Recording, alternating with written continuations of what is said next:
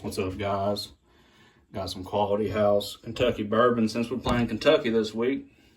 Hope we can bounce back after that Alabama loss. That was damn right just pitiful, man. Let me get a swig of this.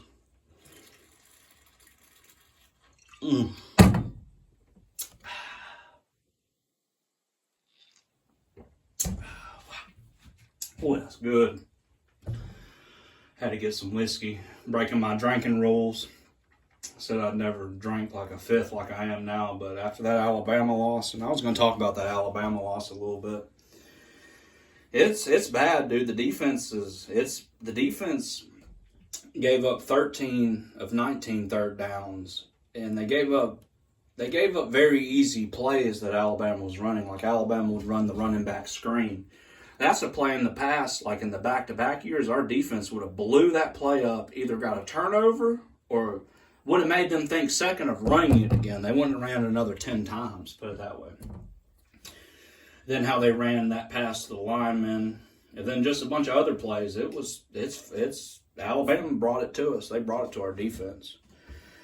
But then it's coaching mistakes right there when we should have kicked a field goal to tie it up, but instead we went for it, which Kirby's already talked about it. And he said that if they got any yardage at all, that Georgia was going to go for it.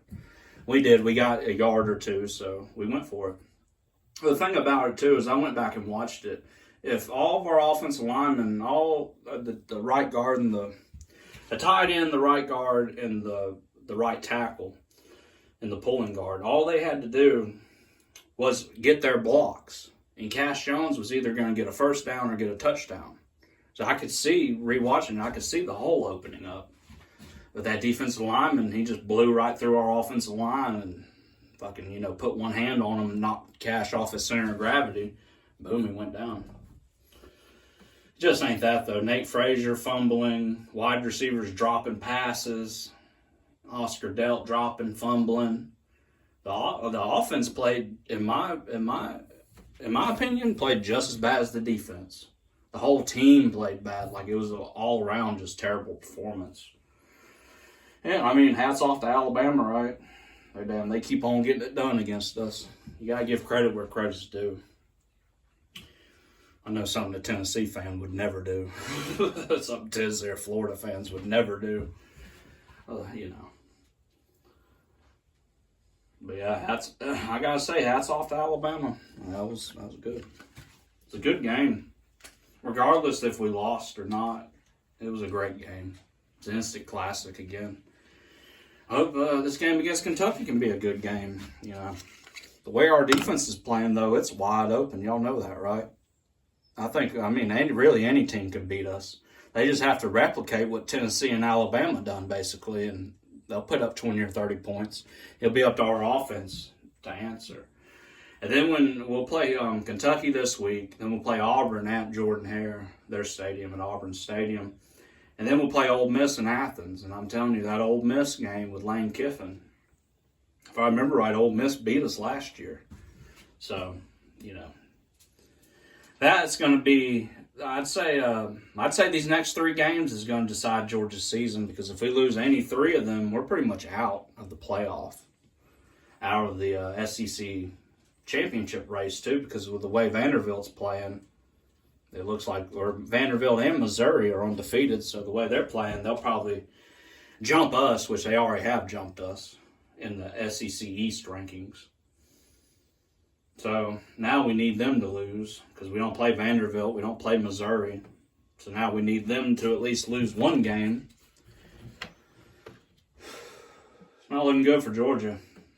Not for this. We did not need to lose that Alabama game, that's for sure. We would have been better off losing the Tennessee game, honestly, I think.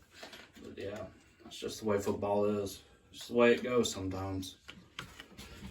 You do everything, seems like everything right the week before against Tennessee, and then you do everything wrong the next week against Alabama. It is disheartening, but I've done got used to it. Drinking helps with it, for sure. Don't need to drink a lot, though.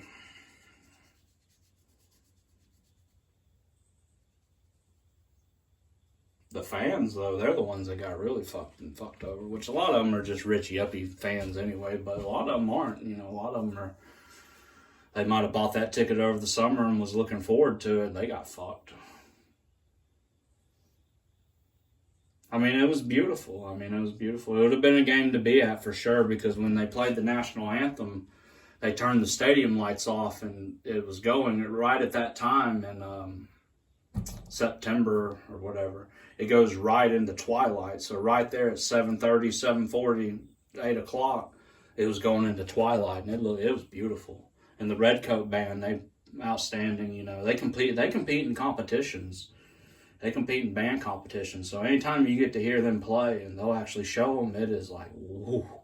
That's what, like, after Kurt Herbstreit was like shaking and like, oh man, that gave me chills, because he hadn't seen a band performance that fucking good in so long. Like, you know, you hear it at the NFL games, because, you know, the NFL, they'll pay whatever the Kansas City Orchestra. They're not the Redcoat Band. The Redcoat Band competes at the highest level when it comes to band competitions. They field a full 375-man band unit. That's right, 375 members. I don't think that was close. I think that was the full 300 out there, the full 370 out there on the field when they done the national anthem. That's what I was watching with my family, and we were talking about how it just, when, you know, it sounds so much better when it's played by a good band than when somebody sings it. Like, when they sing it, they butcher it. And I agree, yeah, it was beautiful. So, yeah, in my high school, the band teacher, Mr. Gisa Solar or whatever, he was part of the Redcoat Band, and he was very proud of it. And he said, it talked about how just hard it was to become, and he said he didn't become a full Redcoat senior member. And see, the full band, the real band, like, there's like different stages. So they'll fill the full band, that's the full Redcoat Band. It'll be the freshmen, the sophomores, the juniors, the seniors. But then there's a tier where it's just seniors and juniors.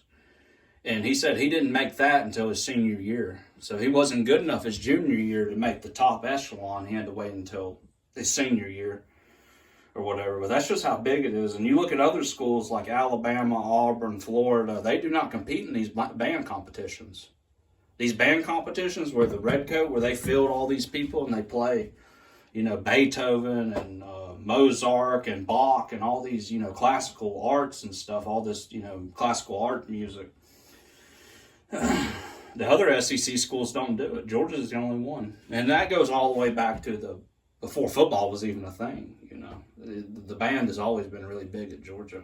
Because the University of Georgia was the state of Georgia's first college or institution. Institution of higher learning is what they called it. Institution. University.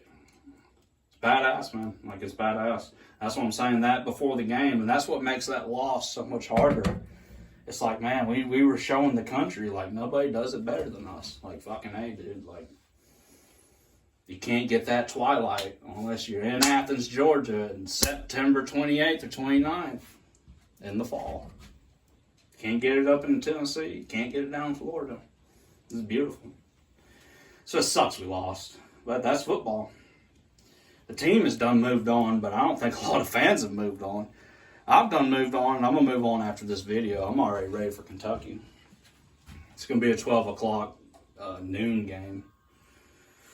Donut game. That's what Lawson Lucky was calling it. Not Lawson Lucky, fucking Humphreys. London Humphreys. It says the donut game. You wake up, eat a donut, then you go play. I like that. I like that kid. It's a good kid.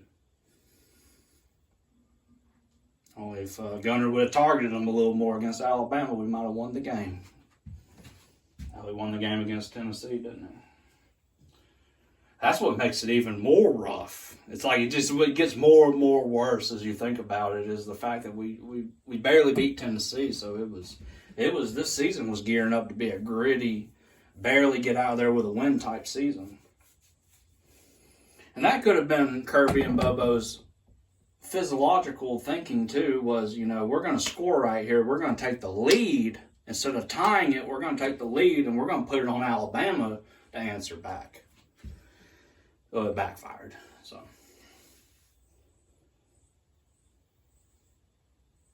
PIA or PEI or whatever they're called, there's analysts that they come up with these stats or these plays and they say you have an 80% chance of getting it on 4th down. So then the team listens to it and they're like, okay, 4th and 2, let's go for it. And then Alabama gets the ball back. They run 8 minutes off the fucking clock, so we don't get the ball back. We don't do nothing, so they get it back. And the one chance we have to stop them on defense, the first good defensive play all night, we stopped them on 4th. I think it was 4th down. We stuffed them. We were going to get the ball back with a minute left. Had a chance, right? Was going to have a chance. Defensive player comes running all the way across the field, jumps on the pile, penalty, 15-yard penalty. Alabama gets in the victory formation. Knees the ball, wins it. Devastating. I quit watching. I said, fuck this. I got up, walked outside. I said, I'm not going to watch them go into victory formation and knee the ball at our fucking football stadium. I said, there's only so much I can take from watching Alabama, and I ain't going to watch that. They are our boogeyman. That's fucked up. They're our boogeyman. They're our arch enemy from here on out, I'd say. If anybody says Auburn, Florida, Georgia Tech's more of a rival, they are fucking stupid. At this point, we got to make them a rival so we can start beating them some shit. Which I know, knowing Alabama, they'll probably lose to Vanderbilt, and we won't get a chance to play them again this year. So we'll have to wait all the way again until next year. It'll be the same rigmarole again. Can Kirby beat them? Can Georgia beat them? And Georgia team's going to get worried. We're probably going to lose again. No, I'm kidding. But, I mean, the team's not that good. That's what I'm saying. The team's not as good as it's been. I feel like this year should have been a rebuild year. We should have rebuilt the offense and defense. And that meant sacrificing Gunner as a quarterback. But, hey, you got to think about going into the future, Maybe we did think that we had a championship team. Who knows, Didn't look like a championship team to me because Alabama had just lost to Florida State. And now Florida State's lost. So how's that make Georgia look? Pretty bad. It wouldn't surprise me if Tennessee loses about 3 or 4 games this year too. Same with Alabama. We're all probably in the same boat. And then the champion of the SEC, I think this year will be either Vanderbilt, Missouri, or Ole Miss. Or Texas A&M. Oh, Jenny out there, Jenny. Marbles, or what the fuck your name is. Arnold. No, I ain't posted nothing in a long time. But I seen Texas A&M's doing real good, too. It's fucked up. The Ole Miss, though, that looks like a dangerous football team. After they beat LSU, I do not want to play Ole Miss. And we have to play them in 3 weeks from now. So, good luck, right? Good luck to us. We're going to need it. We're going to need every bit of it. Just to keep it close, I think. It's good, though, because this is good training for the players that do stick around for next year. They'll know they've done played in all these hard-ass fucking games, and they'll know what they're getting themselves into next year. So that's what I'm saying. It might be best to shift it from a championship contending year to a rebuild year. Which that's what I already think is. I already think that's what Kirby's doing anyway. That's why Kirby shut off the interviews. He's not going to be giving interviews on Tuesday no more and limited access. It was already very limited. It's even more limited now. I think them reporters pissed him off. They were asking him all kinds of questions about, was your heart in the game or were you into it and blah, blah, blah. And trust me, dude, nobody feels worse about losing to Alabama than Kirby Smart. It haunts him, probably. Fucking haunts him, I bet. Not even joking. That's the one team that's given him the most trouble. The most trouble, shit. They've been the reason we haven't competed for championships. You know what I mean? Like, fuck them, fuck Alabama. But, gotta give them credit. Now on to old Kentucky. I think we can handle Kentucky, but that's what I'm saying. If they start running that kind of offense that Tennessee and Alabama was doing, I don't know, we might be in for a game this week. Same with Auburn and, Ole Miss. Anyway, this video is going on 15 minutes. I'm gonna go ahead and end it. Get to drinking some more. Listen to some fucking music or something. Oh, man. Hope everybody has a great, has a great day, great week. Stay out of fucking trouble. Goddamn. This time of year is bad about people doing stupid shit around Halloween, doing the dumbest things, getting arrested, not knowing why they done it either. But anyway, I'm in the video.